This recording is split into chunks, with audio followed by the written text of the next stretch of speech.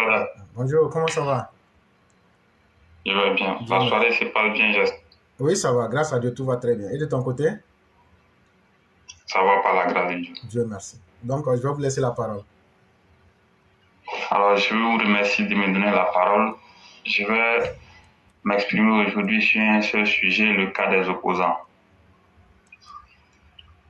Alors, l'opposition, pour ce que nous savons, ces temps-ci a encore essayé une énième tentative de déstabilisation. Et dire que nous sommes déjà en 2023. Vous vous souvenez, lorsque Bédié et Babou se sont vus dans une plantation à Daoukro, je ne sais pas si c'était une plantation de cacao ou bien si c'était quoi d'autre, palmier. Et au sortir de cette rencontre, il y a un indélicat qui avait dit comme ça qu'eux, ils allaient accéder au pouvoir, qu'eux, ils n'allaient pas attendre 2025, et ils allaient accéder au pouvoir bien avant. Donc aujourd'hui, en tout cas, ce que nous voyons comme énième tentative ne nous surprend pas, ça ne nous étonne pas. La réalité, c'est que ces gens de l'opposition, ce sont des vampires qui vont toujours essayer de nuire tant qu'ils auront la possibilité. Voici pourquoi nous avons toujours dit, ces opposants-là, moi, en ce qui me concerne, j'insiste pour que le nettoyage soit fait avant même 2025. On ne va pas attendre 2025 pour que des sorciers viennent mettre la vie des millions d'Ivoiriens encore en danger. Ça, ce n'est pas possible. Cette opposition, il faut trouver des voies et moyens pour la mettre définitivement sous éteignoir. Bédié et Gbagbo, ce que nous savons, ce sont des gens qui sont complètement finis. Ce sont des gens qui n'ont jamais rien apporté, qui ne sont capables de rien, qui ne valent rien, qui ne peuvent plus rien devenir. Et ceux qui s'amusent à les suivre, en tout cas, ils nous auront en face. Aujourd'hui, moi, personnellement, je n'ai ni affaire à Gbagbo ou Bédié. J'ai affaire à ceux qui bombent la poitrine. Parce que moi, je sais que ces vieillards-là, ce n'est pas la peine. Mais ce sont les malheureux sur lesquels ils comptent pour nuire à la patrie. C'est à ces malheureux-là que moi j'ai affaire. Si je prends des gens comme Katina Kone, Damana Diapikas, et puis les autres voyous qui bombent la poitrine pour Babou, moi j'ai affaire à eux. Si vous prenez un indélicat comme le porte-parole du PDC qui toujours est en train de bomber la poitrine, et puis d'autres personnes, ces gens-là, moi j'ai affaire à eux. Nous le disons, le terrain doit être nettoyé avant 2025. Le nettoyage, c'est que tous ceux qui cherchent à nuire, ces gens-là, il faut les mettre aux arrêts sans autre forme de procès. Dans ce pays, on aura tout vu. Il n'y a pas quelqu'un qui va dire qu'il va effrayer les gens ici et que rien ne va se passer. Non, non, non. Ceux qui sont en train de bomber la poitrine, on ne va pas laisser des gens à la veille d'octobre 2025 qui vont venir encore couper des arbres pour faire tomber, prendre des fusils pour aller attaquer des gens, instrumentaliser les communautés les unes contre les autres, ou bien instrumentaliser une religion contre une communauté, ainsi de suite. Non, on ne va pas attendre. Gouverner, c'est prévoir. La paix, la stabilité et la sécurité doivent être maintenues contre vent et marée, contre vent et marée. Il faut les maintenir. Donc, tous ceux qui cherchent à nuire, ces gens-là, il faut chercher à les arrêter tout de suite. C'est pour cela, la dernière fois, nous avons dit, il faut analyser attentivement et suivre de très près ce qui se passe dans le pays profond. À Abidjan, il faut que les gens regardent du côté de l'Opougon. L'Opougon,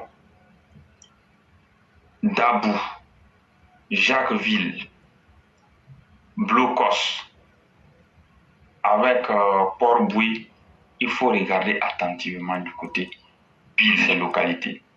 Les gens qu'on envoie pour chercher à préparer des déstabilisations, des gens qu'on met sur le terrain pour chercher à nuire, pour chercher à attaquer des innocents, il faut regarder de très près. Nous n'allons pas attendre qu'en 2025, on vienne encore tuer des innocents. Non. C'est le moment d'anticiper. Ils ont essayé quelque chose ces temps-ci, on a vu. Ils vont essayer encore et encore. C'est-à-dire qu'il y a toujours des maudits qui vont toujours essayer de faire quelque chose pour eux. C'est à ces maudits-là que nous avons affaire. Et je veux demander à toutes les forces vives d'être sans pitié. La Côte d'Ivoire, je l'ai dit, la Côte d'Ivoire est dans le viseur des djihadistes et la Côte d'Ivoire est en danger même compte tenu de tout ce qui se passe chez les voisins. Donc, il ne faut même pas laisser la moindre étincelle débuter quelque part. C'est maintenant, plus que jamais. Pendant que nous y sommes, 2023, 2024, il faut prendre le temps pour faire un nettoyage complet à Abidjan et partout dans le pays profond. Le nettoyage complet doit se faire dans les régions de l'Amé, la région du Bunkani, la région du Gontougou, la région du Ifou, la région du Beke, la région de San Pedro, la région du Tompi, le Moyen Cavali, du Gumon, la région du Haut-Sassandra et du Gore. Il faut regarder attentivement tout ce qui se passe. Même la montée en puissance du banditisme et de la criminalité me paraît trop suspecte. C'est une suspicion. Aujourd'hui, 1, 2, 3, vous entendez qu'il y a des bandits qui agressent, qui tuent. Des bandits qui agressent et qui tuent à la machette ou bien qui tuent à l'arme. Ça, c'est inacceptable. On ne peut pas attendre en 2025 et se faire surprendre encore, non. Ce qu'ils sont en train de préparer, nous devons anticiper. Moi, personnellement, je veux, lorsque la Côte d'Ivoire va rentrer en 2025, que les élections même deviennent une formalité. C'est-à-dire l'élection du président de la République devra être une formalité et c'est tout. On ne va pas accepter. Mieux vaut maintenant lutter fort pour imposer cette paix-là que d'attendre et regarder des vampires qui sont en train de planifier silencieusement la mort des millions d'Ivoiriens. C'est le moment plus que jamais. Tous ceux qui sont complices de ces déstabilisateurs, tous ceux qui jour et nuit essaieront de troubler l'ordre public, tous ceux qui essaieront de nuire à la quiétude des Ivoiriens, il faut les rechercher partout où besoin sera et les traduire devant les tribunaux. Il faudra faire suivre la rigueur de la loi. Il le faut. C'est maintenant plus que jamais. Ce qui est arrivé en 2020, moi personnellement, je ne veux plus voir. Ou à la dernière minute, on voit des gens qui viennent brûler des bus, des gens qui viennent tuer des innocents, et puis il n'y a rien. Non. C'est maintenant qu'il faut préparer le terrain. Et la préparation du terrain, il ne nous vient pas. Ce n'est pas à nous de dire ce qui doit se faire. Les gens, ils savent ce qu'ils font, qu'ils prennent leurs responsabilités. On ne peut pas être là toujours en train de dire, bon voilà, tel doit faire ceci, cela, ou bien tel doit faire ceci, cela. Non, il y a des responsables. Tout doit se préparer. Le plan politique, au niveau de la défense et de la sécurité, tout doit se préparer. Il faut que tout se prépare, que chacun joue sa partition. L'avenir de la Côte d'Ivoire est nettement mieux que des voyous qui cherchent à mettre la mère patrie en difficulté. Donc c'est ce que je voudrais dire. Si vous pouvez passer la parole à quelqu'un d'autre, je suis là et puis je vous écoute. Il n'y a pas de problème. Vraiment, merci beaucoup pour ces conseils et c'est tellement bien dit. Mais ce que moi j'aimerais ajouter, c'est qu'il faudrait qu'on axe notre communication en disant aux populations, parce que personne n'est bête. Hein. En 2020, On a fait confiance à la parole de l'autorité qui nous a dit ne réagissez pas, l'autorité va assumer. Mais on a vu des morts après. Et il y a eu le rapport sur le CNT et aucun des individus n'a été jugé et ils ne font que récidiver. Demain, est-ce qu'on peut encore dire à cette population de faire confiance à ce que l'État lui-même a dit?